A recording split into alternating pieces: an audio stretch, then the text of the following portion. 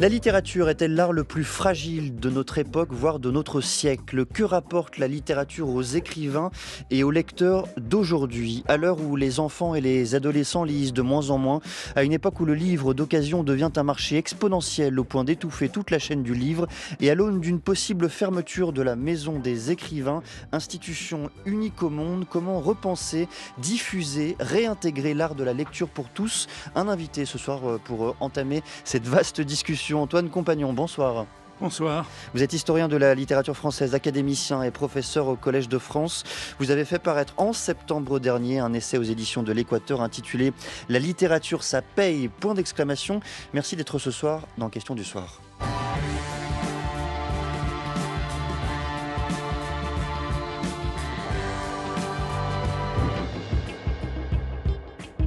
La lecture recule. Pour la première fois depuis 10 ans, moins d'un Français sur deux lit chaque jour, avec une baisse très remarquée chez les moins de 25 ans. Alors pour ceux qui se déclarent lecteurs, le nombre de livres lus chaque année passe de 29 à 21, c'est quand même 30% de moins. Entre 7 et 19 ans, les jeunes passent en moyenne 10 fois plus de temps devant un écran que devant un livre. 3h11 chaque jour devant un écran, contre 19 minutes sur la lecture. Des enfants, des jeunes qui lisent moins, ce sont les adultes qui ne liront pratiquement plus. Tout se joue évidemment dès, l'enfance, pour ne pas dire dès la naissance. Vous aurez reconnu la voix de la ministre de la Culture, Rachida Dati. Elle lance avec Elisabeth Borne cette opération intitulée « Cet été, je lis » qui s'est ouvert déjà le 2 juin dernier. Antoine Compagnon, est-ce que l'État peut enrayer justement la baisse de la lecture? Est-ce que vous croyez au pouvoir, si je puis dire, des pouvoirs publics dans ce domaine? Je crois d'abord au pouvoir de l'école. C'est à l'école qu'on apprend à lire, c'est à l'école qu'on apprend par cœur des récitations. Je ne sais pas si on le fait encore beaucoup, mais Un peu moins, me un semble-t-il. peu moins malheureusement. Mais je pense qu'il faut aussi dire que l'école ne peut pas tout et que la scène de la lecture, c'est malheureusement d'abord une scène familiale. C'est la mère, parfois le père, aujourd'hui aussi le père, qui lit à l'enfant avant qu'il ne s'endorme. Et je crois que c'est ça la scène primitive de la lecture. Elle est très souvent représentée dans la peinture. C'est une mère ou un père qui lit à un enfant. Et c'est comme ça qu'on prend l'habitude de lire, hein, à travers cette familiarité. Et puis peu à peu, l'enfant se met à lire lui-même et prend des livres dans la bibliothèque. Alors évidemment, si on ne lit pas du tout dans la famille, je pense que c'est très difficile pour l'école de redresser cette lacune. Alors évidemment, l'opération qui est lancée cet été, je lis, c'est très bien. J'ai consulté la liste des livres qui étaient suggérés pour chaque tranche d'âge, depuis le CP jusqu'au CM2. Il y a dans ces livres de bonnes choses. Et bon, malheureusement, c'est une goutte d'eau. Quand on entend les chiffres, et maintenant les enfants sont exposés très tôt aux écrans. Il y a une enquête la semaine dernière qui a été publiée sur l'intelligence artificielle et son effet sur le développement neuronal, hein, une enquête de MIT qui est aussi inquiétante. Donc nous sommes tous en train d'utiliser l'intelligence artificielle de plus en plus, moi-même y compris. Alors évidemment, à mon âge, ça n'a plus grand effet, mais pour des enfants, pour des jeunes gens, voilà, on sait que la lecture et la lecture du livre papier, plutôt que la lecture audio, comme on dit aujourd'hui, ou la lecture du livre numérique même, la lecture du livre papier est beaucoup plus enrichissante pour le cerveau des enfants. Et le cerveau, il se développe assez tard, jusqu'à 20 ans, 25 ans. Donc oui, c'est le moment où il importe de lire et où il importe de lire d'abord sur papier. La ministre de la Culture expliquait également dans son propos que l'enfant qui lit aujourd'hui sera l'adulte qui lit demain. Est-ce que lorsqu'on n'a pas lu enfant, c'est très très difficile, j'allais dire, de de se remettre à la lecture, à l'exercice Alors de la lecture? c'est une vraie question. C'est une vraie question parce que les enfants, petits enfants, lisent et aiment lire, hein. L'âge auquel... Et il n'y a rien de plus beau que la littérature enfantine. Si je compare à ce que j'avais, moi, quand j'étais enfant, quand j'étais dans le primaire, bon, c'était assez triste ce que nous avions à lire. Ce qu'il y avait de mieux quand j'étais enfant, c'était Tintin. Mais aujourd'hui, quand on entre dans les bibliothèques pour enfants, dans les librairies, dans le rayon pour enfants, on a envie d'y passer sa vie. L'âge auquel les adolescents renoncent à la lecture, surtout les garçons d'ailleurs, bon, c'est 14 ans, c'est au collège. Et quand on regarde les statistiques qui avaient été données l'année dernière par le CNL, c'est Le Centre national du livre. Comment? Le Centre Le Centre national du livre. C'est chez les jeunes adultes que la lecture est abandonnée. Et au fond, elle est encore plus abandonnée dès lors qu'il n'y a plus de prescription scolaire. Bon, on est obligé de lire Madame Bovary lorsqu'on est au collège ou au lycée, puis maintenant tout le monde va au lycée, donc on a lu quelques livres. D'ailleurs, on dit que c'est les livres les plus ennuyeux parce que c'est ceux qu'on a été forcé de lire au lycée. Mais enfin, on a lu quelques livres. Ce qui m'inquiète personnellement encore plus, c'est l'abandon de la lecture par les jeunes adultes, c'est-à-dire jusqu'à 35 ans. Et bon, ça s'explique. On entre dans la vie professionnelle. Quand on rentre le soir, on regarde des séries à la télévision. C'est pas mal, les séries, hein, mais ça n'a pas la même faculté d'enrichissement neuronal. Alors, c'est une vraie question. Ceux qui n'ont pas lu jusqu'à l'âge de 45 ans, découvriront-ils la lecture plus tard? Parce que dans le passé, c'était pas comme ça. Les gens avaient une assez bonne formation primaire, pouvaient, au fond, arrêter de lire pendant une bonne partie de leur vie active, mais ils avaient des habitudes de lecture qui étaient bien enracinées au départ. Ils avaient des principes de lecture, sinon une véritable pratique. Et sur ces principes de lecture, on pouvait, des années plus tard, retrouver une pratique. Justement, je voudrais vous faire entendre à ce sujet l'extrait d'un film Entre les murs, un film de François Bégodeau qui a eu la Palme d'Or en 2008. On va entendre une élève qui découvre par des truchements singuliers la lecture et notamment La République de Platon. On peut pas avoir passé 9 mois à l'école sans avoir rien appris, ça c'est pas possible. Bah si, la preuve, j'ai rien appris. Dans les livres qu'on a lus, t'en as bien tiré quelque chose. Ils sont chers, vos livres, monsieur.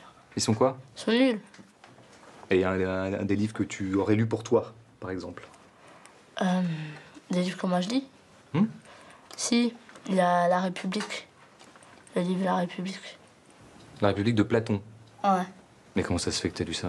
Bah, c'est ma grande sœur qui l'avait. Elle fait de la philo, ta grande sœur? Non, elle fait du droit. Mais alors vas-y, raconte-nous, c'est quoi ce livre? Bah en fait, il y a un gars là, comment il s'appelle déjà? Il s'appelle Socrate. Ouais, Socrate. Un gars, il vient, il accoste les gens dans la rue et tout, il leur dit est-ce que t'es sûr de penser ce que tu penses? Est-ce que t'es sûr de faire ce que tu fais? Tout ça. Après, les gens, ils savent plus les chansons et tout. Ils se posent des questions. Il est trop fort. Mais c'est très bien que t'aies lu ça. Ouais, je sais. C'est pas un livre de pétasse, hein. Est-ce que la clé, Antoine Compagnon, ne se loge pas dans cet extrait?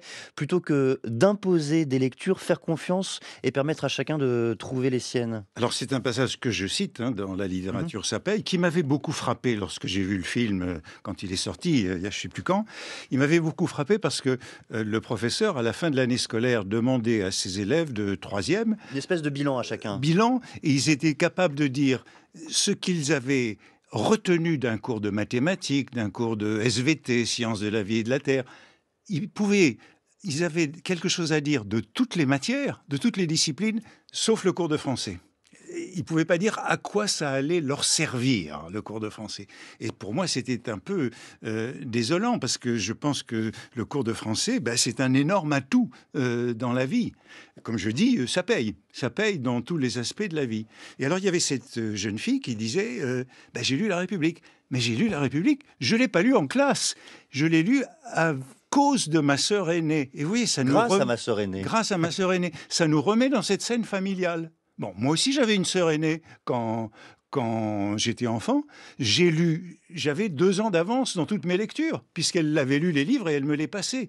C'est un énorme avantage de n'être pas l'aîné dans une famille, parce qu'on bénéficie des livres des autres. Mais vous voyez, ça nous renvoie au rôle fondamental de l'environnement familial dans le désir des livres, dans la joie de lire et dans cet enrichissement par les livres. Mais ça pose aussi une autre question fondamentale qui traverse votre livre. À quoi ça sert? Et surtout, comment expliquer cette utilité à des gens qui commencent dans la vie, qui commencent seulement à découvrir aussi ce qui leur plaise ou non en matière de lecture? Je pense que la culture littéraire, c'est-à-dire le plaisir de lire, le goût de lire, c'est un énorme atout dans l'ensemble des activités que nous menons. C'est pour ça que je n'hésite pas à dire que c'est payant, la littérature, que celui qui lit, celui ou celle qui lit, ira plus loin, à la fois dans sa vie professionnelle et dans sa vie privée. Je crois que la lecture, si je le résume très vite, je dis que la lecture donne une certaine distance par rapport à ce que nous faisons à tout moment. Une certaine ironie. Je pense que ça permet, comme je le dis dans le livre, de n'avoir pas le nez dans le guidon. Au fond, on se voit faire lorsqu'on a un peu de cette expérience enrichie par les livres que nous avons lus. Et c'est pourquoi je suis véritablement convaincu que ceux qui ont des lectures, qui ont ce bagage, ils rebondissent mieux dans les situations heureuses et dans les situations malheureuses. Au fond, ils tirent mieux profit des situations heureuses, et dans les situations malheureuses, ils trouvent de quoi se réfugier dans les livres. Voilà pourquoi je pense que ceux qui lisent vivent mieux. D'une façon un peu plus utilitaire, Antoine Compagnon, vous qui enseignez aux États-Unis, est-ce que vous trouvez que dans notre pays, en France, on valorise trop peu ou trop mal ce que peut la littérature et notamment les études littéraires sur le plan professionnel et pour le reste de la vie tout entière?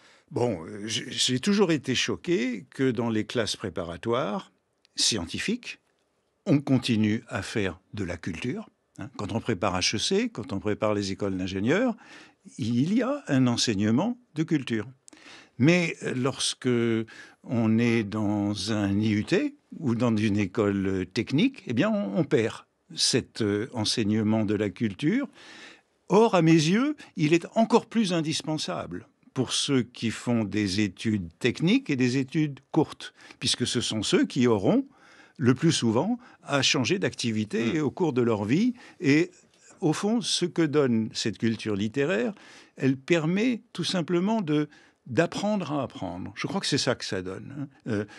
C'est bien d'apprendre, c'est bien de faire toutes les disciplines une par une, mais qu'est-ce qui nous apprend à apprendre? Qu'est-ce qui nous donne, je dis, cette sorte de flair, de nez? C'est ça que m'a donné la littérature. Je pense que dans tous les enseignements, une part de culture littéraire est indispensable. Alors aux États-Unis, il est vrai que, à l'université Columbia, où j'enseigne depuis 40 ans, il y a un enseignement qui s'appelle Humanities, Humanité, qui est en première année pour tous les étudiants, quelle que soit la destination professionnelle qu'ils auront par la suite. Donc ils sortiront du collège, l'université des 4 premières années, la licence, en ayant lu l'Iliade, en ayant lu la Divine Comédie, en ayant lu les Méditations cartésiennes, en ayant lu... Alors cette culture, évidemment, elle s'est développée aujourd'hui puisqu'elle n'est plus strictement occidentale et européenne, elle est beaucoup plus large. Alors, ils ont une culture et je pense que c'est un enseignement qui les marque. Alors, évidemment, on me dira, en France, il faut avoir les livres. Aux États-Unis, dans une université américaine, la bibliothèque est ouverte 24 heures sur 24. Donc, quand on va dans la bibliothèque à 3 heures du matin, il y a des étudiants qui lisent. et qui travaillent à toute heure du jour et de la nuit, et le samedi et le dimanche.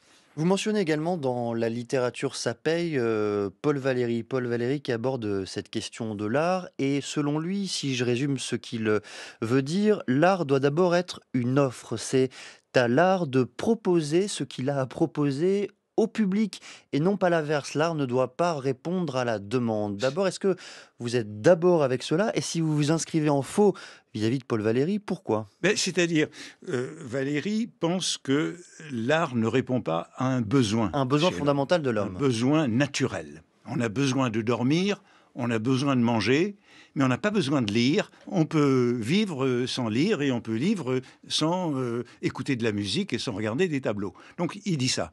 Donc il dit que comme on n'a pas besoin d'art, tout art doit créer le besoin chez nous.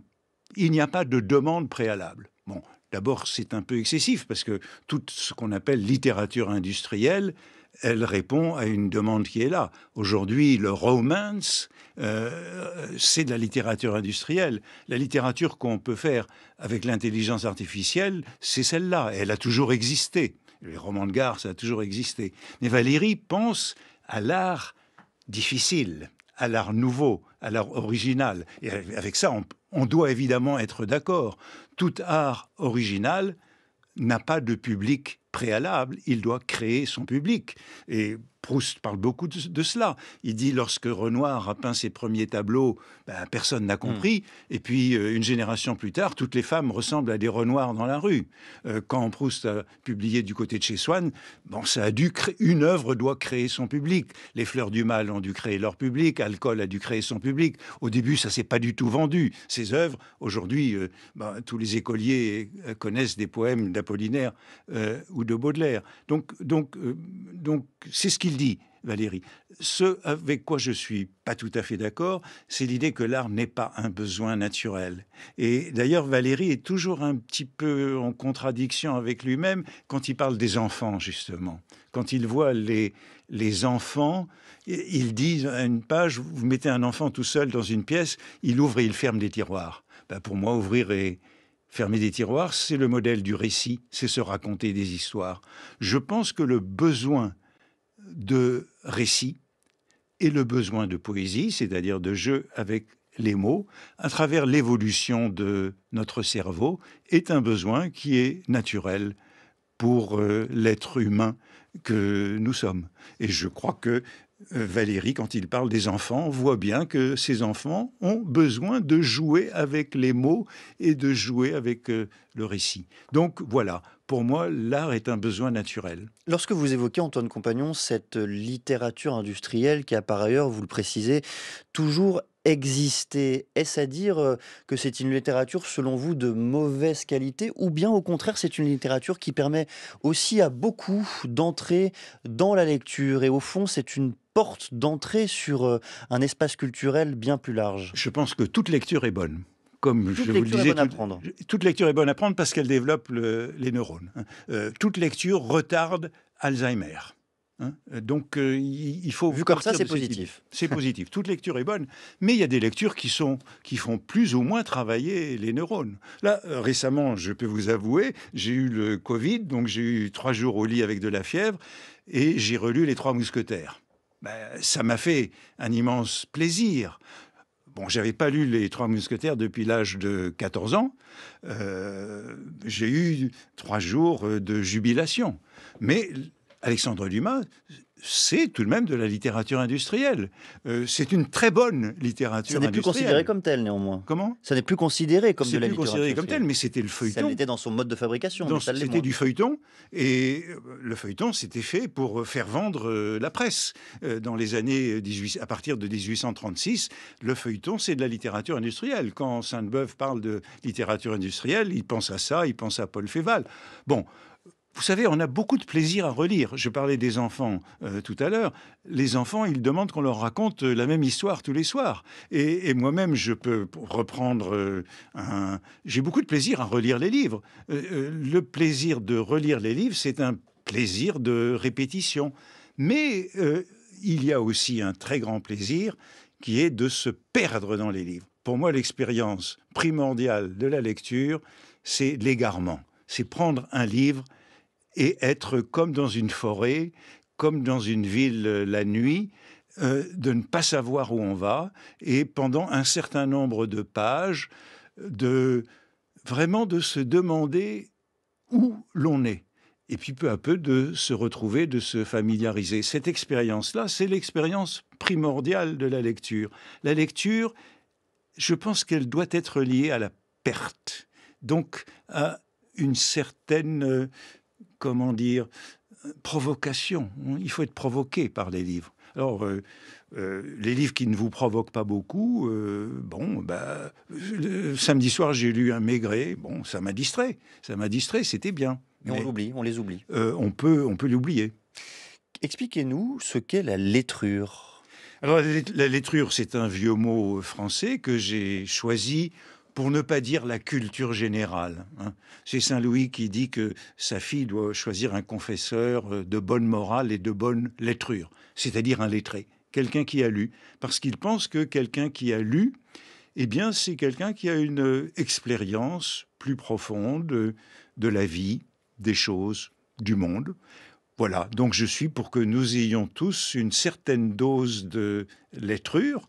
Et par conséquent, c'est très bien de faire lire les enfants de l'école primaire pendant leurs vacances. Vous liez cette question de la lettrure au questionnement plus général qui porte sur le privilège de classe. Est-ce que la lettrure est un privilège de classe? Comment est-ce que vous répondez à cette question? Comment est-ce que vous affrontez même cette question? C'est ce qu'on dit beaucoup, que la lettrure est un privilège. Bon, je pense que c'est pas ce que nous devons dire aux jeunes gens et aux jeunes filles et aux enfants qui sont à l'école. C'est pourtant la vérité statistique. C'est une vérité physique, c'est une vérité statistique, ce n'est pas une vérité individuelle. Autrement dit, c'est Bourdieu qui nous a enseigné tout cela, mais Bourdieu lui-même était une exception. Il y a des exceptions.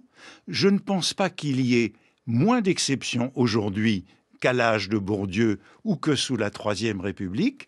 Et je pense au contraire que ce que l'école doit favoriser, c'est la promotion sociale, c'est l'ascenseur social par la lettrure. Alors cet ascenseur est étroit, il a toujours été étroit, mais cet ascenseur fonctionne toujours. Et voilà pourquoi les jeunes gens et les jeunes filles doivent continuer à lire Madame Bovary ou Proust ou autre chose, ou les romans russes, et ça les rendra plus aptes. La littérature, ça paye, point d'exclamation, c'est le titre de votre dernier ouvrage, Antoine Compagnon. On a parlé de ce que ça rapportait, entre guillemets, aux lecteurs, et cela rapporte de moins en moins, semble-t-il, aux auteurs qui ont fait paraître dans un collectif une tribune dans le journal Le Monde le 31 mai dernier, intitulée « Le livre d'occasion est en train de cannibaliser en silence toute la chaîne du livre ». Je précise que ce marché du livre d'occasion a augmenté de 30% en 10 ans et qu'effectivement un livre d'occasion vendu ne rapporte rien à son auteur. Comment est-ce que là aussi vous abordez cette question de la rémunération de l'auteur ? Alors là aussi c'est un problème. Dans le rapport Racine qu'avait fait Bruno Racine en 2020 sur la lecture, et il rappelait que seuls 15% des auteurs perçoivent plus de 9 000 € de droits d'auteur par an. C'est-à-dire la moitié moins que le SMIC. Donc ça veut dire qu'on ne peut pas vivre de sa plume à part la courte liste des auteurs à grand succès que nous connaissons. Les autres ont un métier principal. Ils sont souvent professeurs, journalistes, éditeurs, ce qui n'est pas nécessairement bon, puisque ça veut dire que le milieu littéraire est assez fermé. À l'Académie française, on a un prix pour des écrivains qui ne sont pas du métier, d'aucun métier qui mène à écrire. C'est Roland Barthes même qui se méfiait des journalistes qui pénètrent ce monde et ce champ de la littérature. Voilà, donc il est difficile de vivre de sa plume aujourd'hui. Alors cette question du livre d'occasion est intéressante puisque elle ne se posait pas avant Internet. C'est depuis qu'on a quelques grandes plateformes que le livre d'occasion pour nous, c'était Gibert, c'était les bouquinistes au bord de la Seine, c'était quelques magasins à Paris où on trouvait les services de presse dans la semaine qui suivait la sortie d'un roman.